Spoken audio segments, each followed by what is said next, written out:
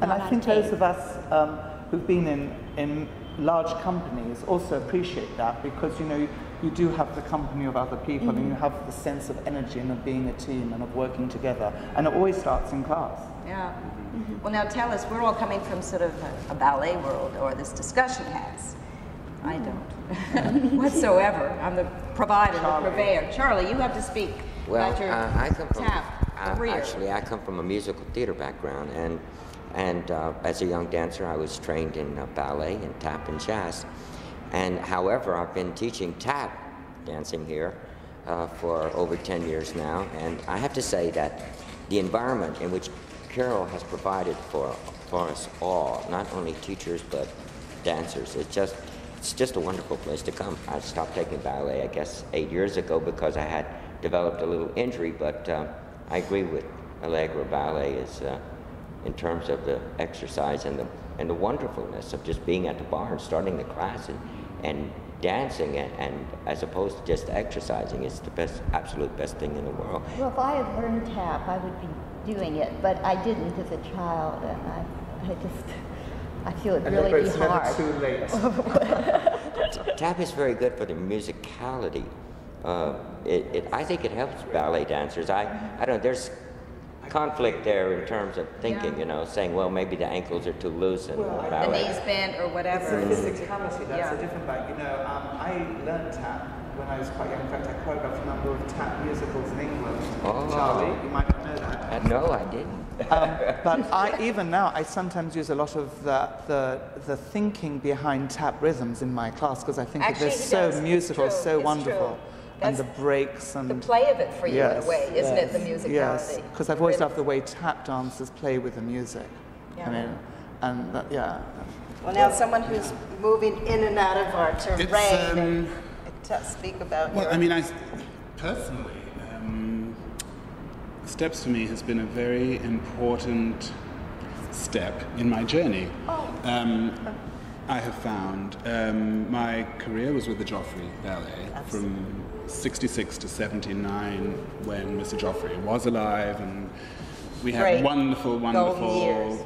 Yes, golden years, wonderful choreographers. Twyla began in the ballet world there. Robbins was around, Ashton was around. Extraordinary, really extraordinary. And then after 79, I began freelancing, which was tough, really tough. Because when you're with a company, you take class and you know what your season is going to be, you know what the year is going to look like. You get up there, your motor starts and you go.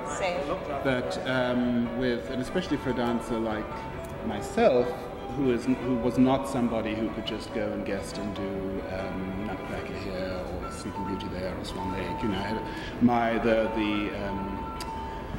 The rep that I built on myself, or that was built around me, was special, was specialized. So I found in many ways I was sort of appreciated, but people didn't know what to do with me.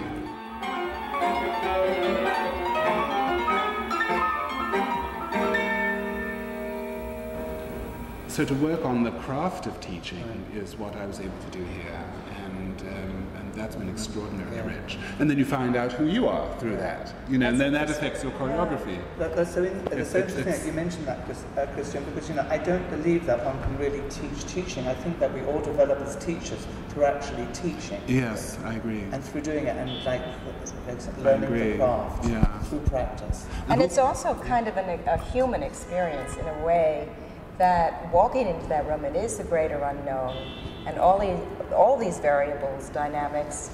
Every day is different. Every day, so that it needs a real sort of basic human understanding to know how to do it, not just the craft of teaching, as you say. Well, I think, the testament is that I've been working for you for 20 years, so sort of speaks for itself. On and off. The testament of the survival of the school, I will say again and again, is related to the extraordinary, really wonderful teachers and their dedication. I guess I've been taking here for 20 years. I know. We have, I should tell you, this is a secret. We have your original card. When you first came to Steps 56, I thought maybe I'd make Oh Not my wallpaper, gosh. because little souvenirs aren't that rampant, but it was Allegra Kent. And I said, oh, this is, we're going somewhere now. It's true. It is also, what also is nice about the studios here is that, I mean,